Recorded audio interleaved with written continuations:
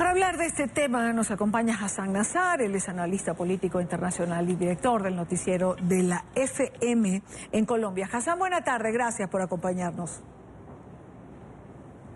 Y Dani, un placer, gracias por la invitación, un gusto estar en tu programa. Igualmente para mí tenerte, Hassan. Este anuncio del presidente Donald Trump pudiera poner fin a las negociaciones frágiles de por sí de paz en la región?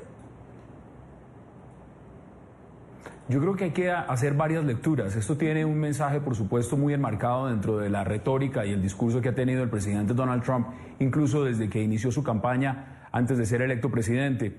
En este momento las negociaciones están estancadas, están realmente en un estado de congelamiento que no permite ni siquiera avanzar, y lo hemos visto ya en varios epílogos, varios capítulos. Uno de ellos incluso tiene que ver con la forma en cómo ya se le pidió la retirada a la delegación palestina que está en Washington. Al mismo tiempo, uno de los asesores más cercanos al presidente Donald Trump es su yerno Jared Kushner, que es judío y quien claramente ha dicho que quiere jugar como un papel preponderante en las negociaciones si llegan a abrirse las ventanas. Pero esto hay que también analizarlo en un contexto internacional muy grande. En este momento las prioridades para el presidente Trump en el Medio Oriente están ligadas a lo que está pasando en su relación con Arabia Saudita. Ahí hay un cambio de monarquía. También la situación que se está viviendo con el tema de los refugiados. Es un hombre que ha hablado muy fuerte en contra del terrorismo islámico y del mundo musulmán. Entonces, esa alianza estratégica con Israel juega ahora un papel muy importante en su política exterior en el Medio Oriente. Y este sencillamente es una promesa de campaña, una promesa que está cumpliendo y que por supuesto va a tener unos efectos en el mediano y en el largo plazo. Una promesa de campaña de Trump, pero también digamos que un tema que ya otros expresidentes en Estados Unidos lo habían planteado, pero nunca lo habían concretado.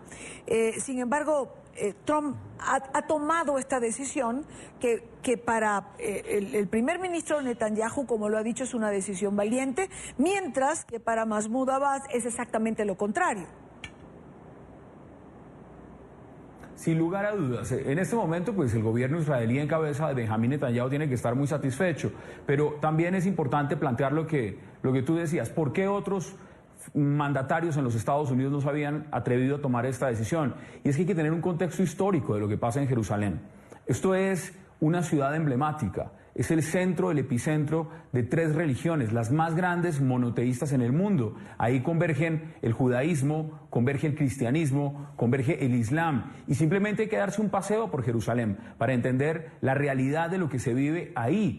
Ahí convergen tanto la religión católica como el islam y converge el judaísmo. Uno se da una caminata por la explanada de las mezquitas y puede ver el Muro de los Lamentos, y al mismo tiempo está la mezquita de Al-Aqsa y está el Templo del Domo, y entiende uno la narrativa histórica y la importancia que tiene esta ciudad, no solamente desde el punto de vista religioso, también cultural, y también por supuesto dentro de la configuración de un Estado. Entonces, estos presidentes en el pasado que han estado incluso adelantando procesos de paz en el Medio Oriente, pues no se habían atrevido a tomar una decisión de este calado por una sencilla razón. Esto lo que hace es que polariza. Jerusalén no solamente es una pretensión de una capital para el Estado de Israel, para el Estado judío, lo es también para el pueblo palestino. Y al permitir y al decir vamos a trasladar la embajada de los Estados Unidos a Jerusalén, pues está obviando que el pueblo palestino también quiere que esa sea su capital y está violentando normatividad de las Naciones Unidas, en la cual ha establecido desde hace muchísimos años, desde 1947, que es un territorio aparte, con un estatus especial. Israel lo anexó, es un territorio ocupado en parte de su configuración, sobre todo en Jerusalén oriental, y por eso no se puede tomar una decisión sencillamente por un capricho político sin entender el contexto histórico y lo que esto puede generar a futuro. Y hay que estar allí, como bien dice Hassan. Yo he tenido la oportunidad de estar en Israel, de ver la explanada de las mezquitas, pero además la convivencia, digamos, de estas tres religiones, las puede ver uno hasta en los lugares sagrados, donde además se respetan el espacio que cada uno puede tener. Una decisión como esta puede romper este equilibrio que para algunos es frágil, pero para otros ha subsistido a lo largo de los años. Puede desarrollar una espiral de violencia, como ya algunos señalan también?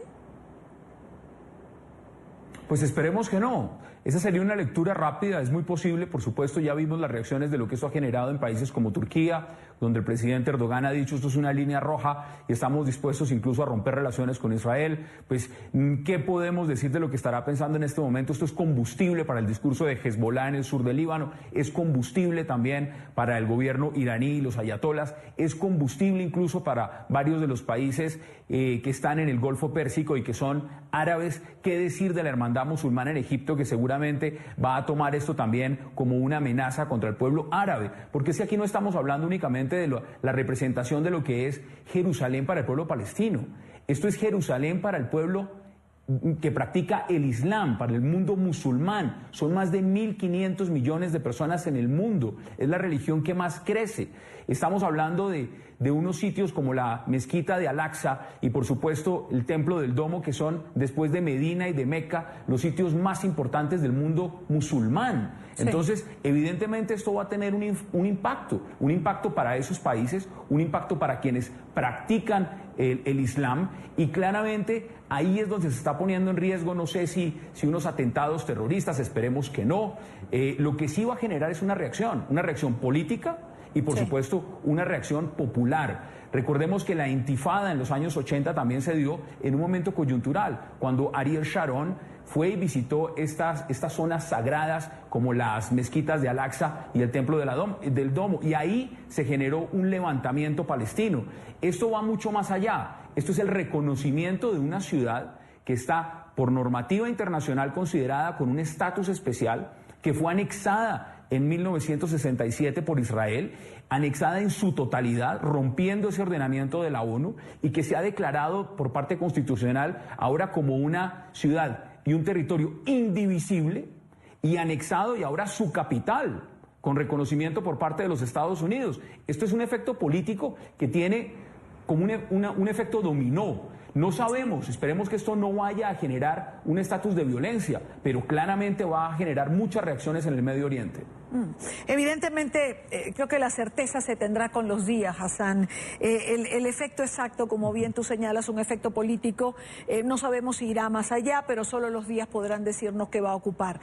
Un último punto, entre el reconocimiento como capital y el traslado de la embajada, aquí sí hay un tiempo largo que no puede determinarse, dado que no se traslada una embajada de la noche a la mañana, hay que prever seguridad, hay que construir seguramente cantidad de cosas. De aquí hasta allá cualquier cosa puede pasar. Sin lugar a dudas. Hay que decir que cuando uno está en Jerusalén, de por sí ahí está toda la base del gobierno israelí, está ahí. Lo que tenemos con el tema diplomático y las embajadas, esas están en Tel Aviv.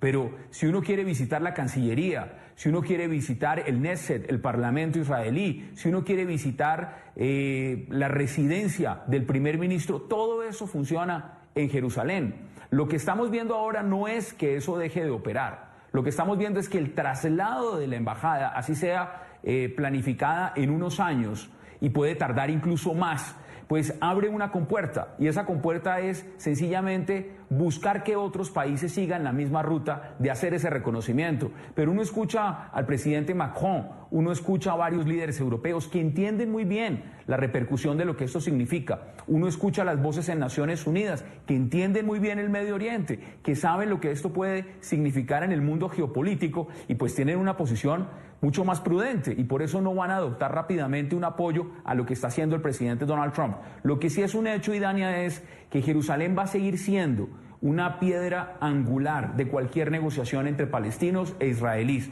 así como lo es el tema de las fronteras, así como lo es el tema del muro, así como lo es el tema de los refugiados. Esos son los temas puntuales de la negociación, y Jerusalén, al mismo tiempo, lo ha establecido la ONU, tiene todo el derecho de ser considerada la capital del Estado de Israel y del pueblo judío, pero no se puede desconocer que en la figura de dos estados también tiene que ser la capital del Estado palestino. Y el apoyo que ha dado Donald Trump en este momento al reconocimiento pleno y al traslado a la embajada estadounidense va a ser un escollo en la negociación. Hassan Nazar, analista político internacional. Hassan, un gusto tenerte, gracias por habernos acompañado. Un abrazo y gracias por la invitación.